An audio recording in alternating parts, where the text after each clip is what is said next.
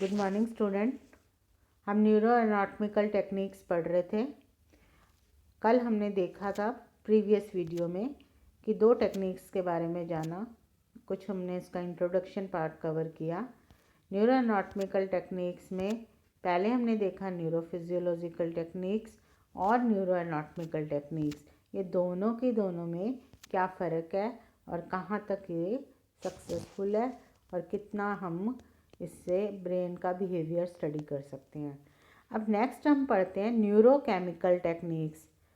लंबे समय से जब तनाव से मुक्ति पाना, पीड़ा को कम करना और नींद के लिए मानव अनेक जो है वो मेडिसिन लेता है और नशीले पदार्थ लेता है, जैसे अल्कोहल लेता है, हशीश लेता है, कैनबिस लेता है जिसे भांग बोलते हैं, ओपियम अफीम लेता है, चरस लेता है, उसका प्रयोग भी करता रहा है। चिकित्सा विज्ञान में साइकोटिक औषधि के रूप में इस प्रकार की साइकोटिक ड्रग्स जैसे कि ट्रैंकुलाइजर्स और सीडेटिव्स का प्रयोग सबसे नवीन है। इसके अतिरिक्त कुछ रासायनिक तत्वों के लिए एलएसडी अर्थात लाइसर्जिक एसिड की खोज भी की गई, जो प्राणी के मस्तिष्क की विभिन्न अवस्थाओं को स्टिमुलेट करती हैं। वास्तव में ग्रहण किया गया जो ये नशीला पदार्थ होता है, जैसे अल्कोहल और अफीम, अवशोषित होने के उपरांत जैसे ही ब्लड में पहुंचता है और फिर ब्रेन में प्रसारित किया जाता है, तो वहाँ विशिष्ट ऊतकों के संपर्क में आने पर जो है ह्यूमन उसको सुख की प्राप्ति करता है। इस प्रकार अनेक प्रयोगों के द्वारा नशीले पदार्थों को उचित टेक्निक्स के द्वारा मस्तिष्क के विभिन्न भागों में पहुंचाया और फिर वहाँ से बिहेवियर को नोट किया, बिहेवियर और चेंजेस देखे, जिससे विशिष्ट मस्तिष्क के जो ब्रेन के क्षेत्र थे उनसे जोड़ा, जैसे विश्रांति, रेस्ट, सुख की प्राप्ति, नींद आ जाना। अनेक प्रकार की रोगों की जो है वो ट्रीटमेंट दिया गया, चिकित्सा की गई। इस प्रकार की ड्रग्स को मौखिक रूप से हम क्या कहते हैं, इंट्रापेरिटोनियली, और साथ में हम इसको बोल सकते हैं इंट्रामस्कुलरी और सबकोटोनियसली। हमने विधि से प्राणी के शरीर में अनेक रूट्स से प्रवाहित की और फिर उसके लोकल प्रभाव को अध्ययन आसानी से हमने किया। उदाहरण के लिए फिशर ने क्या किया कि सूक्ष्म मात्रा में लैंगिक हार्मोन्स को हाइपोथैलेमस के विशिष्ट जो क्षेत्र थे उनमें इनोकुलेट कर दिया या उनको उसमें डाल दिया, जिससे प्राणियों में लैंगिक और पेरेंटल बिहेवियर को अभिव्यक्ति हुई। इस प्रकार साइनप्स के माध्यम से, साइनप्स जो कौन सा साइनप्स, तंत्र का आवेग, जो तंत्रिका आवेग के प्रवाह और न्यूरोट्रांसमीटर की सहायता से ये संभव हुआ और ऐसे तत्व भी ज्ञात हुए जिन्हों न्यूरोट्रांसमीटर के प्रभाव को हासिल करते थे। उदाहरण के लिए एग्रेशन के जो बिहेवियर होता है वो प्रदर्शन करते थे। एग्रेशन के बिहेवियर में जो प्रदर्शन करने वाले ब्रेन के विशिष्ट भाग को एंटी ट्रांसमीटर द्वारा उद्दीपित किया और फिर उसमें जो है एग्रेशन का बिहेवियर जो था वो तुरंत ही कम हो गया, तो इससे पूर्ण रूप से विलोपित भी हो गया। तो इस तरह से बिहेवियर देखा गया न्यूरोट्रांसमीटर की सहायता से। अब मस्तिष्क में विभिन्न प्रणालियों के संचरण में उपस्थित हार्मोन की सूक्ष्म मात्रा भी जो है वो ब्रेन को प्रभावित करती है। आरपी मिशेल ने भी एक प्रयोग में क्या किया, कैट्स के ब्रेन में सूक्ष्म मात्रा में क्या दिया, ईस्ट्रोजन हार्मोन दिया और उसके बाद उसमें हीट ना होने की स्थिति देखी और मेल में क्या है, संभोग क्रिया करने हेतु आकर्षित होने की क्रिया देखी। इसी तरह हिस्टामिन डाला गया, एड्रेनल देखा, ग्लूटामिन डाला, सीरोटोनिन देखा, ये सब चीज़ें डाल करके और उनके जंतुओं के बिहेवियर को देखा और नोट किया गया और इनको फिजियोलॉजिकल एजेंट्स भी कहा गया। सामान्यतः जो है वो सामान्यतः जो प्राणी के शरीर में उपस्थित होते हैं वो यदि हम बाहर से डालें उनमें शरीर में ड्रग्स के रूप में, तो उसमें चेंजेस को देखा जाता है और फिजियोलॉजिकल एजेंट्स भी बोला जाता है। जंतु में क्या है, ट्रैंकुलाइजर जैसे है, वो कौन सा एग्जाम्पल है, क्लोराप्रोमाज़ाइन, इसको डालें तो इसके बाद में हम उसे देखें तो उसको पुरस्कार और दंड दोनों ही क्षेत्रों में प्रतिकूल प्रभाव पड़ता है, जिससे जंतु के उद्दीपनों के प्रति अभिक्रिया जो व्यक्त करने की क्षमता भी बहुत कमज़ोर होने लग जाती है। ये प्राणी की उग्रता, उत्साह व संवेदनशीलता में भी कमी लाता है। तो क्लोरोप्रोमाज़िन में भी हमने ये कुछ नोटिस किया।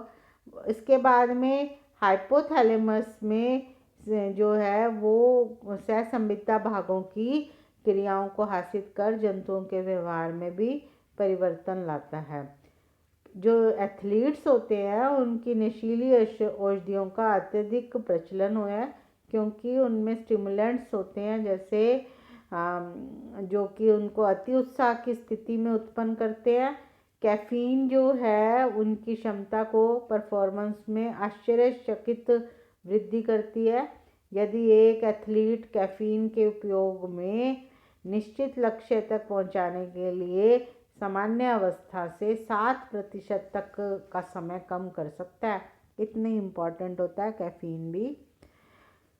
और मेल सेक्स ऑर्गन जैसे एंड्रोजन्स है, उसके उपयोग से भी पेशियों को जो है वो बहुत मजबूती मिलती है, बल मिलता है, और जो एथलीट्स होते हैं या खिलाड़ी होते हैं उनकी प्रदर्शन क्षमता भी बहुत अच्छी हो जाती है और उनमें भी वृद्धि देखी गई है। उपरोक्त तत्वों की जो अत्यधिक सेवन जो है वो बहुत हानिकारक भी हो सकता है, ऐसा नहीं है इसको लेने से अच्छा ही होता है। जैसे जिम वाले भी बहुत प्रमोट करते हैं, पर ये लेना नहीं चाहिए क्योंकि ये हानिकारक भी होता है। नरों में तो जो है, मेल्स में तो ये लीवर को डैमेज कर सकता है और स्पर्म्स की संख्या और प्रोडक्शन को कम कर सकता है।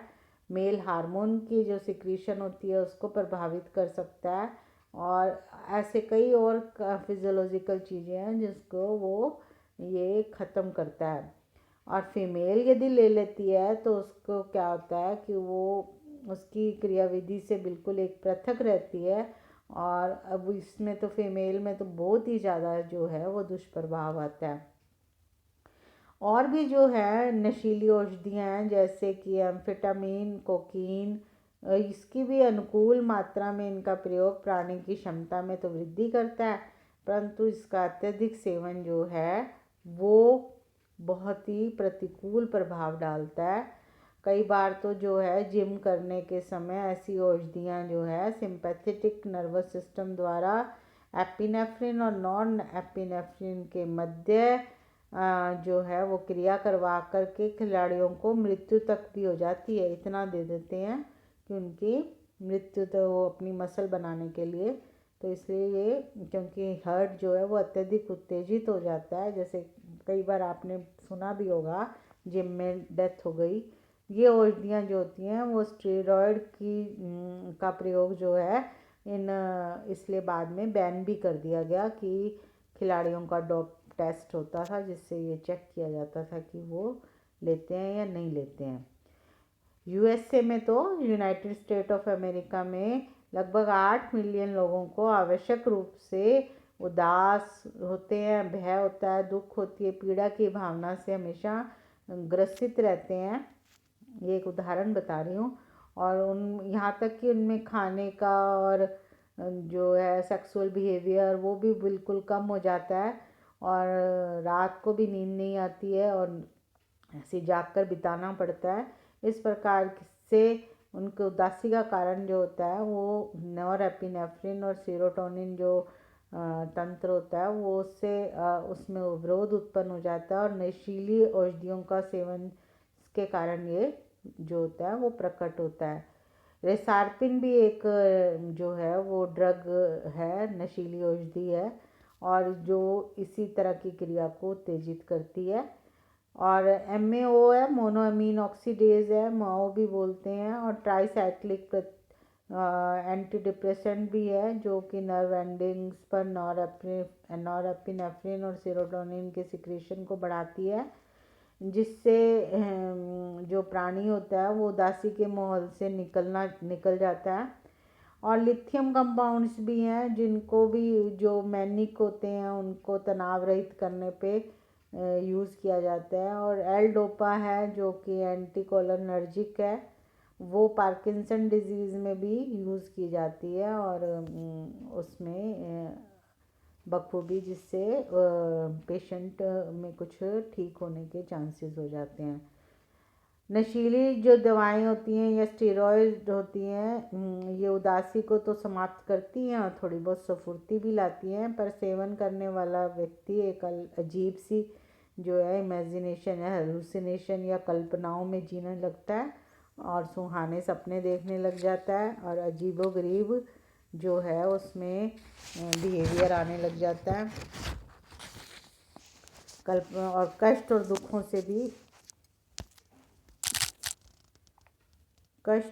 से भी मुक्ति पाता है, किंतु इसका सेवन किए बगैर नहीं रह पाता और इसका आदी हो जाता है। और इनके दूरगामी जो परिणाम होते हैं वो विपरीत प्रकृति के होते हैं। ये मस्तिष्क व पेशियों पर हानिकारक प्रभाव छोड़ते हैं और धीरे धीरे सेवनकर्ता जो होता है वो बिस्तर पकड़ लेता है और बाद में वो काल का ग्रास बन जाता है। और विकसित देशों में तो इसके जो है वो क्या है, तस्कर जिसे बोलते हैं, या वो उन्होंने इसको बहुत ज़्यादा है वो फैला दिया है। और अब तो इंटरनेशनल प्रयास किए जा रहे हैं जिससे सख्ती में इससे रोका जाए, जिसमें आपके ये बॉलीवुड है वो भी इसमें ग्रसित हो गया है और सिर्फ अच्छा दिखने के लिए और इन पेशियों को मजबूत करना और इन सब के लिए ड्रग्स लेने लग गए और अब सख्ती से रोका जा रहा है जिससे मनुष्य को अकाल मृत्यु से बचाया जा सके। और मस्तिष्क के विभिन्न क्षेत्रों का विस्तार पूर्वक जब अध्ययन है वो न्यू टेक्निक्स हैं जैसे CAT scanning, computerize axial tomography, NMR जैसे न्यूक्लियर मैग्नेटिक रेजोनेंस आदि से भी सफलतापूर्वक किया जा रहा है। अब हम आगे देखेंगे फील्ड स्टडीज़ जो हैं वो कैसी होती हैं, वो नेक्स्ट टेक्निक्स हम नेक्स्ट ऑडियो में बात करेंगे। Thank you.